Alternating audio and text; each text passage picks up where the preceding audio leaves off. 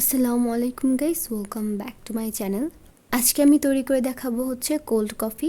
কোনো রকম আইসক্রিম বা ক্রিম ছাড়া আপনারা কিভাবে পারফেক্ট স্বাদের কোল্ড কফি খুবই সহজে তৈরি করতে পারবেন তা আজকের এই ভিডিওর মধ্যে দেখতে পারবেন। তো চলুন দেখে নেওয়া যাক কীভাবে তৈরি করতে হয়। আমি সবার আগে গ্লাসটা রেডি করে নিচ্ছি। এখানে গ্লাসের মধ্যে আমি একটু চকলেট গানাশ দিয়ে দিচ্ছি। এটা শুধুমাত্র একটু দেখার সৌন্দর্যই দিচ্ছি, এটা পুরোপুরি অপশনাল, আপনারা চাইলে স্কিপ করতে পারেন। আমি 2টা গ্লাস এরকমভাবে একটু চকলেট দিয়ে সাজিয়ে একটা সাইডে রেখে দিব। এখন আমরা সবার আগে কফিটা রেডি করে নেব। তার জন্য এখানে আমি একটি গ্লাসের মধ্যে 2 টেবিল চামচ পরিমাণ কফি নিয়ে নিচ্ছি। আপনারা যে পরিমাণে কফি তৈরি করতে চান সে অনুযায়ী কফি নিয়ে নেবেন। 2 টেবিল চামচ পরিমাণ চিনি নিয়ে নিচ্ছি। চিনি, কফি এবং পানির পরিমাণটা এক থাকতে হবে। 2 টেবিল চামচ পরিমাণ গরম পানি দিয়ে দিলাম।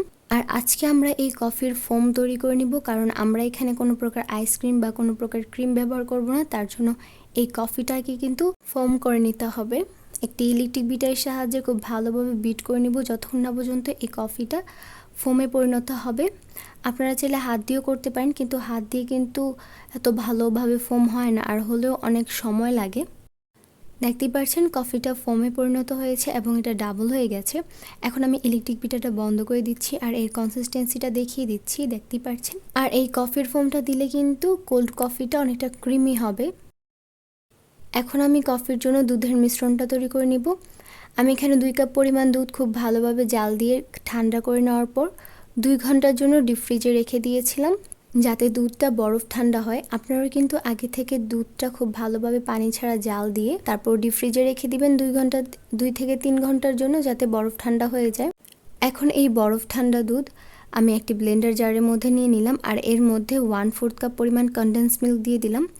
এটা অপশনাল, আপনারা চাইলে স্কিপ করতে পারেন। আপনারা এর পরিবর্তে একটু বেশি পরিমাণে চিনি দিতে পারেন।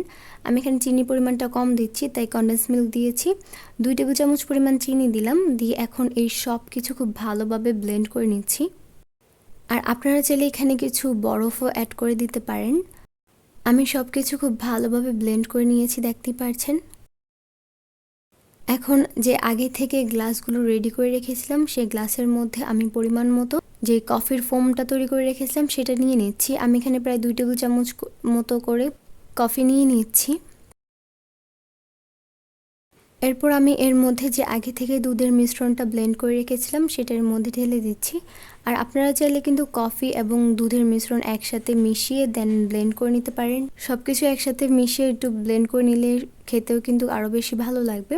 সবশেষে আমি একটু উপরে কোকো পাউডার দিয়ে দিচ্ছি একটু দেখার সৌন্দর্যে। তো আশা করছি আজকের এই ঝটপট কোল্ড কফির রেসিপিটা ভালো লেগেছে। ভিডিওটি ভালো লাগলে অবশ্যই ভিডিওতে লাইক, কমেন্ট, শেয়ার করবেন। আর যারা এখন আমার চ্যানেলটি সাবস্ক্রাইব করেননি প্লিজ আমার চ্যানেলটি সাবস্ক্রাইব করবেন আরও নতুন নতুন রেসিপির আপডেট পেতে। তো আজকে এই পর্যন্তই। আল্লাহ হাফেজ।